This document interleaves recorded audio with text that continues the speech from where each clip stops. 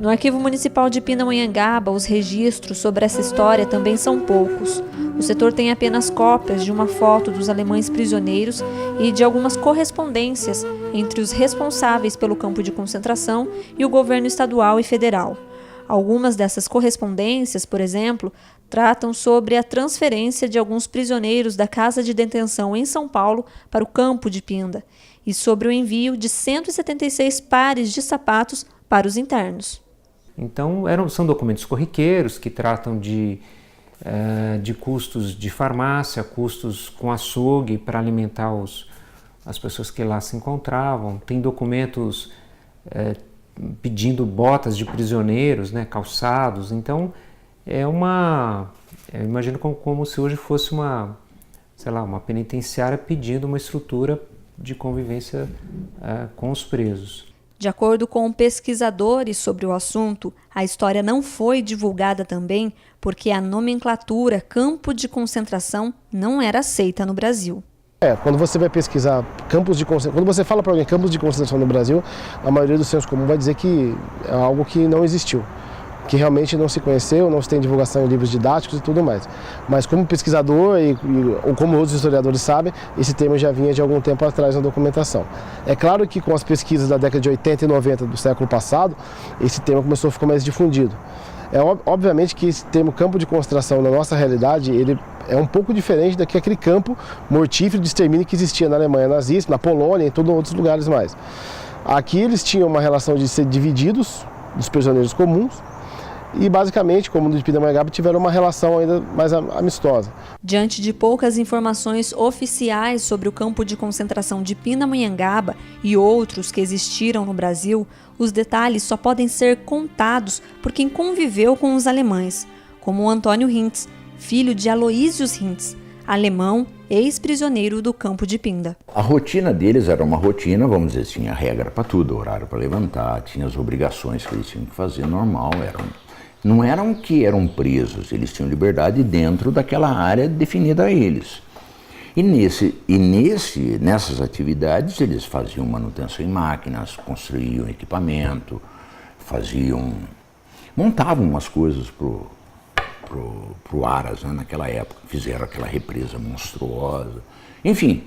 Tinha uma praia, aquela represa tinha uma praia. Final de semana, as famílias de Pinda iam se deliciar numa praia feita por eles, na beira da represa. Mas era uma praia mesmo, com areia, tudo limpo. Eles tinham padaria, eles vendiam as coisas para as pessoas. Além de todas as atividades que os alemães prisioneiros desenvolviam no campo de concentração, eles também visitavam o centro da cidade de vez em quando. Em uma dessas ocasiões, aconteceu uma situação bem curiosa. Eles vieram para fazer exame médico, ou não sei se era médico ou dentista, eu sei que vieram para a cidade com escolta, porque eles tinham que vir para a cidade com escolta. E enquanto eles estavam fazendo os exames, os guardas foram para tomar uma cervejinha. Aí tomaram cerveja, aí eles terminaram, tomaram tudo junto.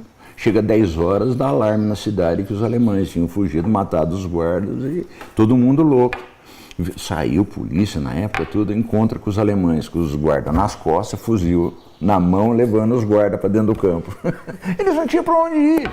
Quando a guerra acabou e o pai do Antônio foi liberto junto com os outros alemães, ele resolveu continuar a vida aqui em Pindamonhangaba, mas nunca esqueceu dos pais e irmãos que havia deixado na Alemanha. Um dia, por um acaso, através de uma conversa em rádio amador, o Antônio conseguiu o contato da avó. Fizemos uma ligação, conseguimos fazer a ligação. E papai, daqui a pouco, a ligação internacional retorna, conseguiu o contato com aquele número. Então, a vovó do outro lado começa a falar, me emociona.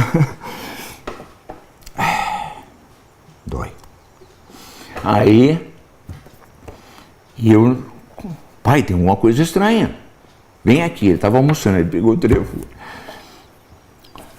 Tinha um sofá, ele sentou do lado. Falou em português, né? Olhou pro telefone assim. E chamou a mãe dele. Aí os dois conversaram, ele largou o telefone e não conversou mais, né, naquele dia. Não deu 5 horas, ligou o telefone. Aí ligou de novo. Aí ele conseguiu falar. Aí começou. Mas esse reencontro não foi só por telefone. Depois de quase 40 anos aqui no Brasil, o Aloysius pôde visitar a mãe na Alemanha. Cheguei a Nova na hora que a gente desce, aquele sabão, aquela coisa lindo, né? E tinha uma escadaria. Na hora que a gente vira a escada, lá embaixo, uma bandinha, a vovó com...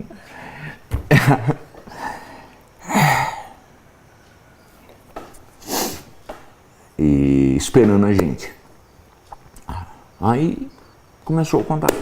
Além do Aloysio Hintz, outros 2 alemães ficaram aqui em Pinda depois que foram libertos do campo de concentração. Eles conseguiram o primeiro emprego aqui na fazenda Curuputuba e quem morava por aqui na época lembra deles. Como Paulo Tarcísio, que nasceu na fazenda Curuputuba e viveu aqui até os 23 anos.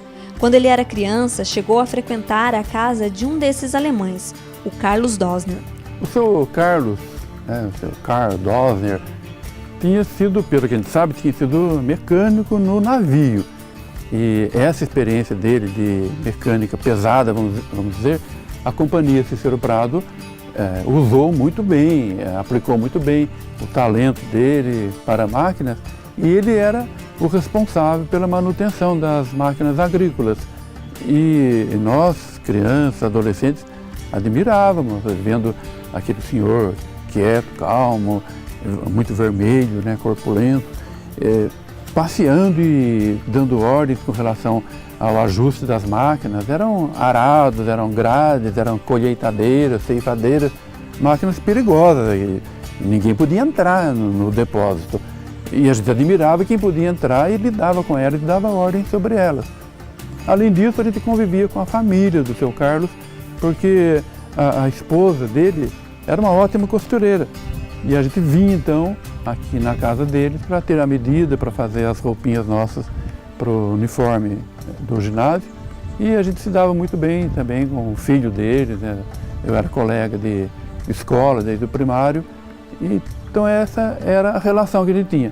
Mas a ideia que eu tenho do seu Carlos é que era um homem silencioso. Pelo menos com a gente, que era criança, era quietão. O outro alemão que permaneceu em Pinda foi o Dr. George Haiduska. Ele ficou na cidade apenas por alguns anos, depois foi embora para o Rio de Janeiro. Mas durante o tempo que passou aqui, ele atendia pacientes em um consultório na fazenda Curuputuba. O Dr. George Haiduska, também um dos ex-prisioneiros do campo de concentração, veio a prestar serviços aqui em Curuputuba. Ele era médico no navio, portanto médico já formado na Alemanha. E veio morar, não em Curuputuba, veio morar na cidade, em Pindamonhangaba. Mas foi contratado pela companhia Cícero Prado para vir dar assistência, dar consulta, não sei se 1 ou 2 vezes por semana, no ambulatório.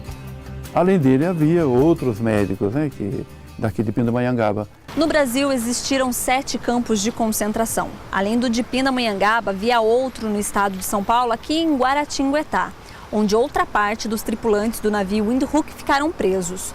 O tratamento neste campo era um pouco mais rígido, tanto que os alemães precisavam trabalhar forçados para não sofrerem punições. Mas depois que a guerra acabou e os campos foram desfeitos, a fazenda que fica aqui no final dessa avenida ficou vazia.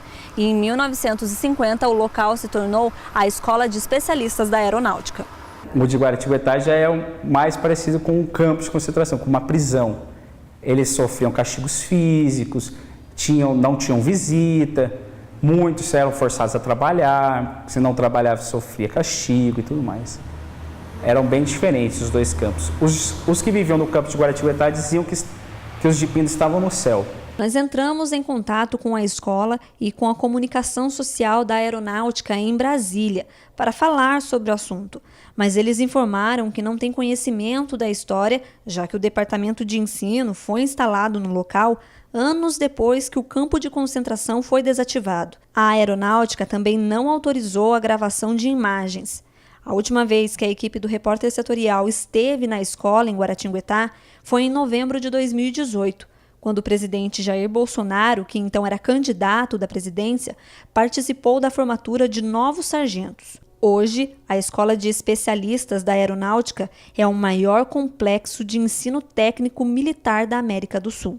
Os outros campos de concentração do Brasil ficavam em Tomé-Açu, no Pará, onde ficaram presos alemães e japoneses, em Xande-Estevão, Pernambuco.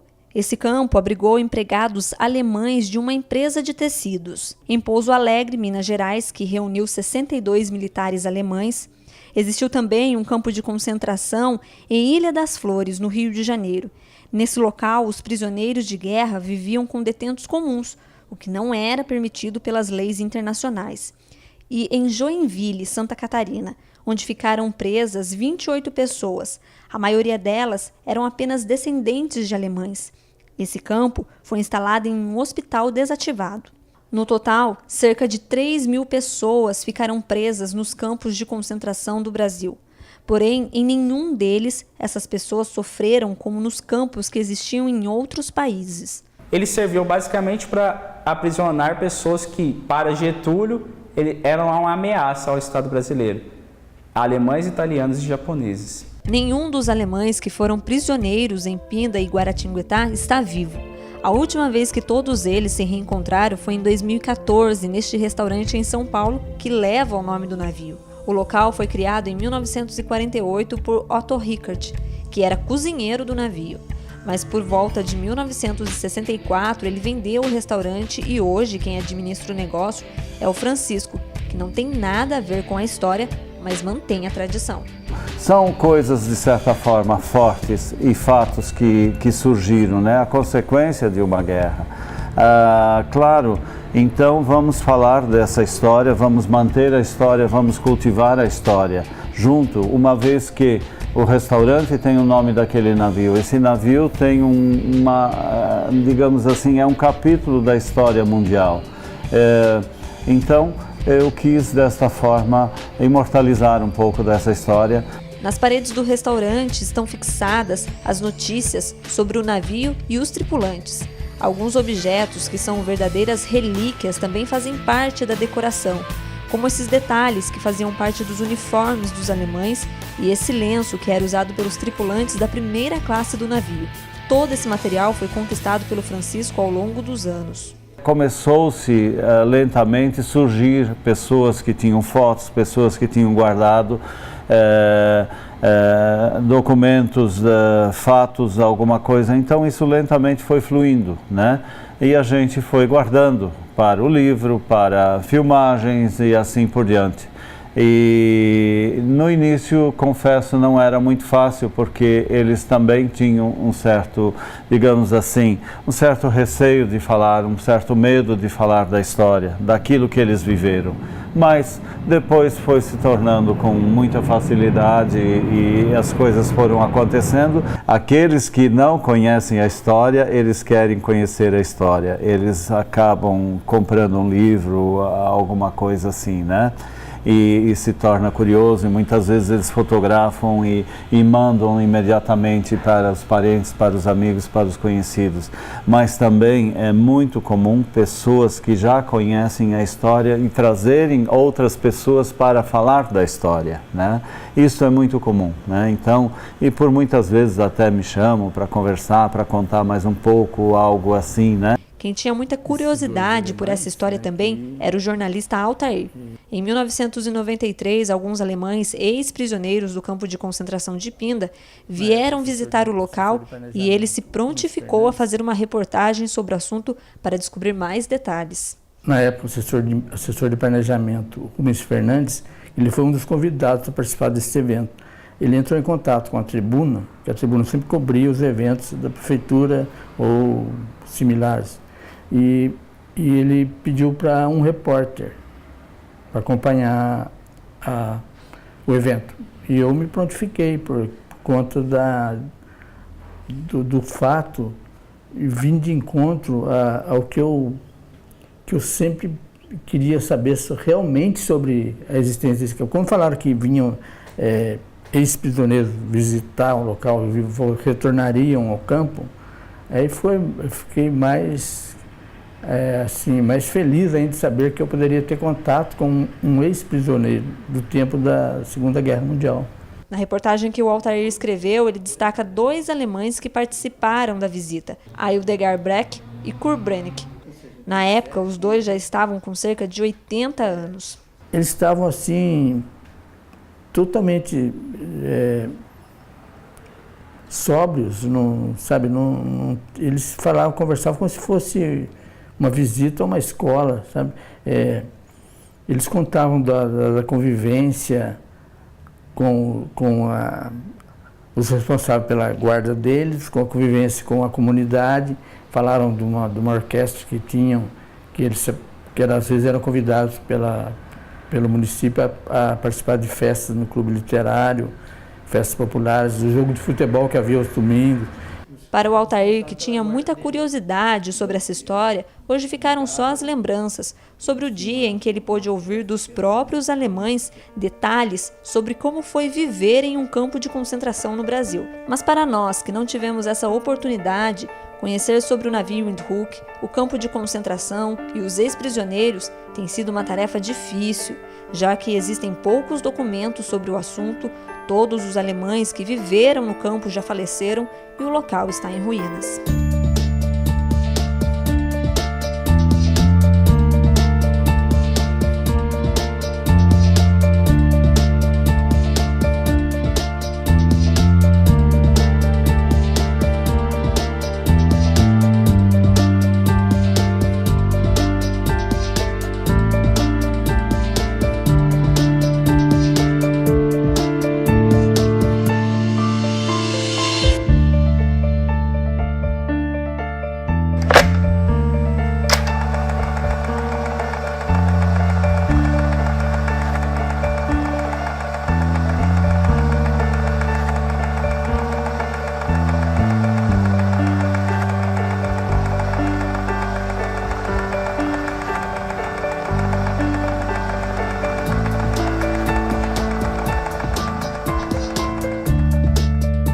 A história sobre o campo de concentração de Pinda não termina por aqui. No próximo bloco, você vai acompanhar uma entrevista com um jornalista que teve a oportunidade de conhecer os alemães e escreveu um livro baseado nos relatos deles.